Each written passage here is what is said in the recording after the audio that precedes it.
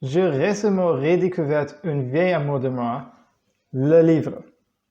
Aujourd'hui, je vais vous montrer quel livre sur ma bibliothèque. Alors, commencer avec le livre français.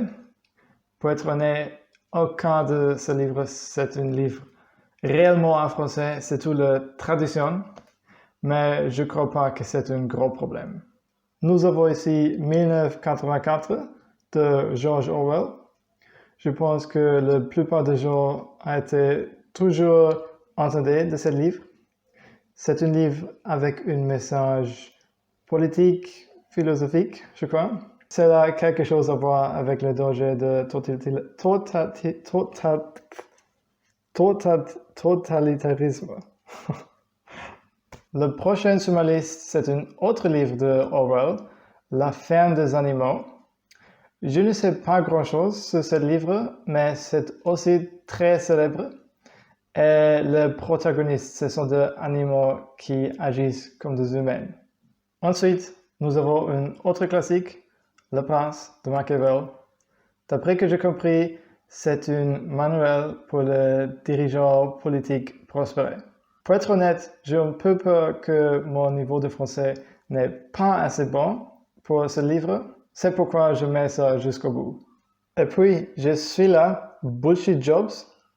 C'est une autre traduction française d'un livre anglais, mais le traducteur a décidé de conserver le titre original.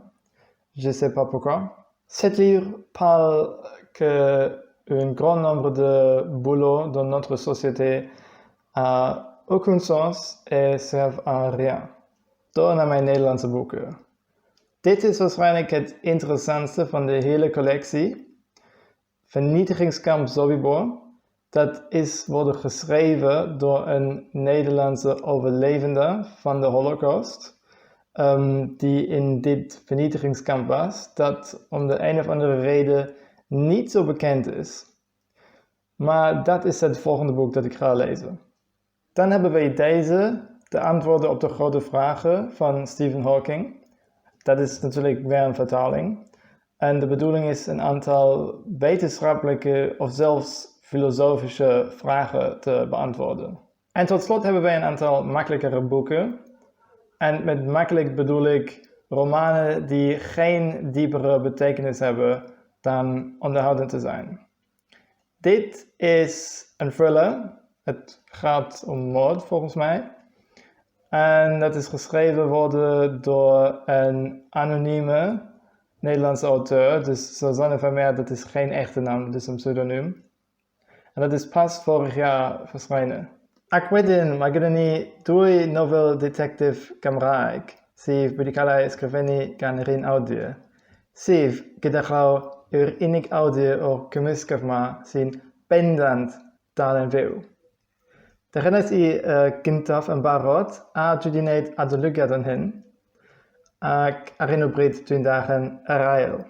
Mae lyfr hyn yn hwyl go iawn, ond mae'n rhaid i ti cael lefel Gymraeg uchel iawn ac does dim cyfieithu Saesneg ar gael. Dyna ni. Dwi'n bwriadu wneud ambell adolygiad, ond gadewch i mi wybod pa lyfrau chi eisiau fi wneud adolygiadau amdano fo. O'r bod mae'n cymryd cyn dipyn o amser. Ac diolch am wylio. Paidiwch anghofio a phanesgrifio a dan y tro nesaf. Hwyl fawr!